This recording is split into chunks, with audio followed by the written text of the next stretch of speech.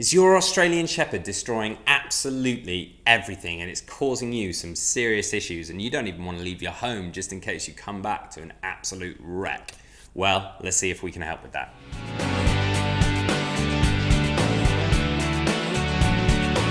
Welcome back to the Fenrir Australian Shepherd Show. My name's Joe and I'm a certified canine leader here at FenrirCanineLeaders.com. We are dedicated to helping you learn everything you could possibly want to know about the Australian Shepherd and then how to become a high-level canine leader so you can raise your very own Australian Shepherd. If you're new here, don't forget to subscribe and turn on that notification bell so you never miss a future upload right here. The Australian Shepherd is a really high energy dog, so if they start destroying things, it's going to get through a lot of stuff very quickly. So today, we're going to tune into a webinar that the CEO and founder of FenrirCanineLeaders.com, Will, has recorded all about dogs who won't stop destroying things and how to deal with that situation. So over to you, Will. So in this quickfire webinar, we're going to be talking about how I, as a canine behaviourist, help the clients that I work with destructive behaviours with their dogs, whether that's destroying furniture, destroying doors, digging up carpets, any kind of destruction in the home we're going to address in today's webinar. So let's dive into it. And when it comes to destructive behaviours, it's a little bit different from many of the other common behaviours. As a behaviourist, if that's something that you're interested in working towards in the future, you're going to address. And that as myself, it's very different from, say, a behaviour like extreme aggression or extreme reactivity, where you're there in the heat of the moment and you can implement a strategy or a behaviour modification program or intervention there and then and address the issue and deal with it. Destruction tends to be an issue when people go out to work and they come home and the home is destroyed. So we have to address it in a little bit of a different way. And oftentimes it's more around the management of a behaviour as opposed to being able to correct the behaviour. Now let me explain what I mean. First and foremost, we have to understand where is it that a destructive behaviour comes from. Now in my experience of losing count of the amount of cases I've helped people with this with, it tends to come from one of two places. By far though, the most common is simply pent up frustration in terms of a lack of outlet for physical and mental stimulation requirements. What that basically means is you are not doing enough exercise with your dog. If you go out and do more exercise with your dog, give them more mental stimulation, enough that truly satisfies them every single day, depending on their breed and specific requirements for them as a dog, that will 9 times out of 10 address the problem of destructive behaviours. Now, sometimes people don't want to hear that. What they want is for me as a behaviourist with the reputation that I've got to be able to come in and wave a magic wand.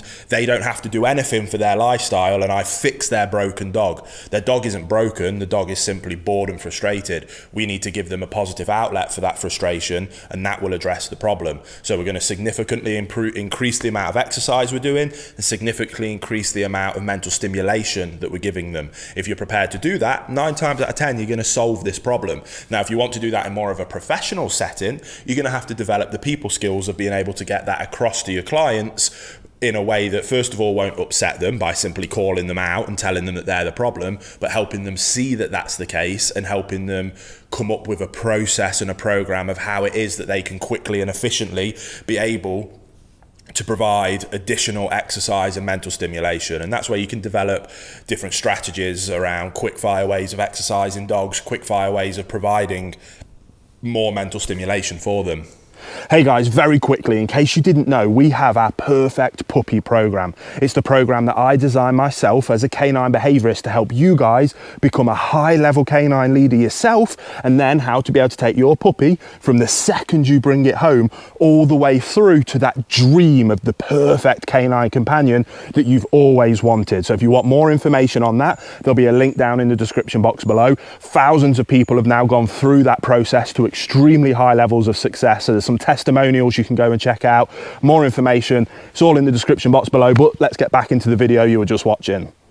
And as is always the case with any behaviour case that I work on, I always help our owners restructure their relationship with their dogs and help them become a higher level canine leader.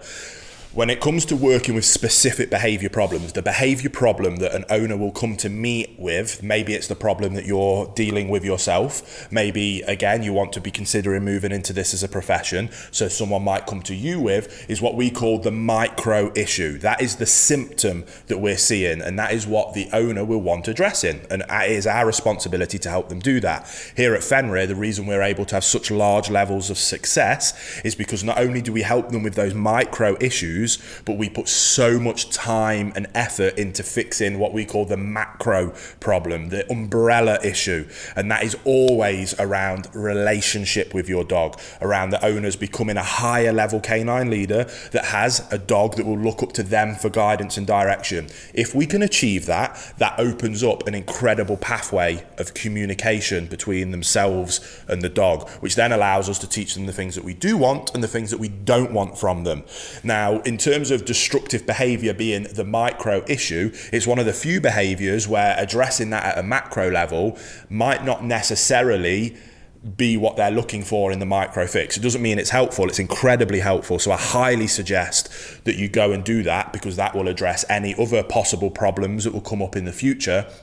So this could be an excellent opportunity to either help yourself, if you're watching this from that perspective, or to help a client be able to go to that next level, and that will just make them happier and their dogs happier in the rest of their life. But when it comes to destructive behaviors in particular, because they usually happen when you're not there, the only real way that restructuring that relation helps is with anxiety. Now, like I say, destructive behaviors, vast majority of the time, comes from a lack of physical and mental exercise. If it's not that and the behaviors still continue, then oftentimes it comes from a place of anxiety. The dog is stressed and anxious. That anxiety tends to come, usually all of the time, comes from a lack of leadership. If a dog has a calm, consistent leader in its life that it trusts implicitly, they have no reason to be anxious. Then, as long as they're getting plenty of exercise, they'll happily relax and calm down. That's why we focus on those two things first.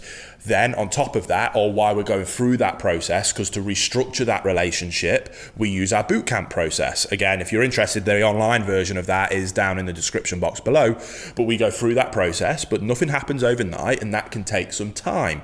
Now, like I say, that will 9 times out of 10, even more so 99 times out of 100, will address this issue.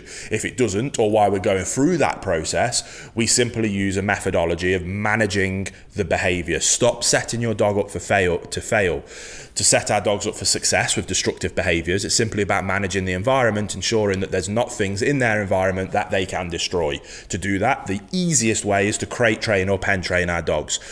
Let me start by saying that it is not cruel whatsoever. If you get a dog and stuff it in a crate that's never been in there before, you're a poor leader, the dog is already anxious, you're not giving it enough exercise as it is, so it's already got pent up frustration, physically, mentally, and on top of that anxiety from a lack of leadership, then you leave them in there for 10 hours, then we've got a problem. But that's not necessarily the crate's fault. Again, that's a macro problem that we need to address. If you are a calm, consistent leader, providing your dog with plenty of exercise and leaving them in a crate for an appropriate amount of time, 3 to 4 hours at a time, before letting them out for an additional bit of exercise before going back in, then there is absolutely nothing wrong with using a crate, and a dog will love it.